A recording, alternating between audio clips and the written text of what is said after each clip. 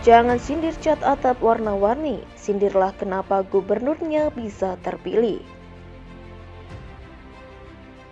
Selain berita soal bencana alam di beberapa wilayah di Indonesia dan juga seputar jatuhnya pesawat Sriwijaya, ada satu berita yang sebenarnya kurang penting, yaitu polemik cat atap warna-warni di flyover yang bentuknya kayak tapal kuda.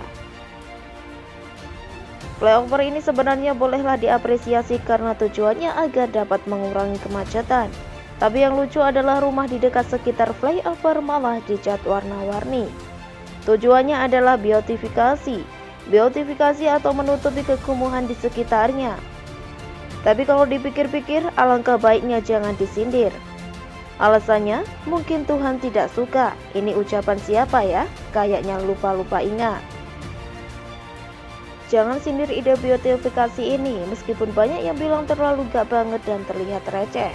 Kita harus terima kenyataan kalau memang segitu saja level kemampuan dan kinerja sang gubernur. Memang begitunya dia selama ini. Bukankah sudah tidak mengherankan? Bukankah memang gubernurnya tidak bisa menghasilkan ide yang brilian? Bukankah selama ini kalian hanya tahu gubernur ini pintar menata kata dan alasan? Kalau sudah paham, maka tidak perlu sindir cat warna-warni ini. Dulu-dulu juga sudah banyak ide-ide yang lucu tapi dianggap luar biasa oleh para penggemarnya yang sok pintar itu. Kali yang bau malah ditutup dengan kain waring hitam. Apakah itu mengatasi masalah? Hanya jangka pendek. Tidak lama kemudian kainnya rusak, koyak, banyak sampah. Ratusan juta habis untuk itu. Hiasan Bundaran HI pakai seni bambu yang juga ratusan juta rupiah. Worth it. Dilihat dari beberapa sudut. Ada yang bentuknya kayak orang lagi. Sudahlah. Di tempat lain, di Bali tepatnya di Jatiluwih, juga pernah dibikin seni bambu yang jauh lebih cantik, detail, dan kompleks, dengan harga yang jauh lebih murah. Sesudah itu seni bambu dibongkar karena sudah jelek, diganti dengan hiasannya yang jauh lebih konyol. Tumpukan batu atau karang saya lupa yang mana, yang kalau dilihat dari jauh mirip dengan popcorn dalam bungkusan kotak. Selain itu, menjelang acara Asian Games di Jakarta, ada pengecatan separator jalan dan trotoar dengan warna-warni kayak pelangi. Separator warna-warni dikritik karena dianggap dapat mengganggu konsentrasi pengemudi. Mungkin maksudnya mau warna-warni kayak Dufan atau Disneyland jalanan kali ya? Kemudian yang terbaru, cat atap warna-warni di sekitaran flyover tapal kuda. Kalau fotonya dipersempit hanya menyorot flyover dan rumah di dekatnya, maka boleh saja terlihat sedikit cantik. Sedikit ya, bukan banyak, bukan lumayan cantik, sedikit aja. Tapi kalau cakupan foto diperluas jadi ultrawide maka jadi jelek karena hanya dicat sebagian. Di luar dari rumah yang dicat jadi kayak biasa, jadi kontras banget. Makanya jangan sindir ide ini, karena mungkin gubernurnya hanya mentok sampai di sini.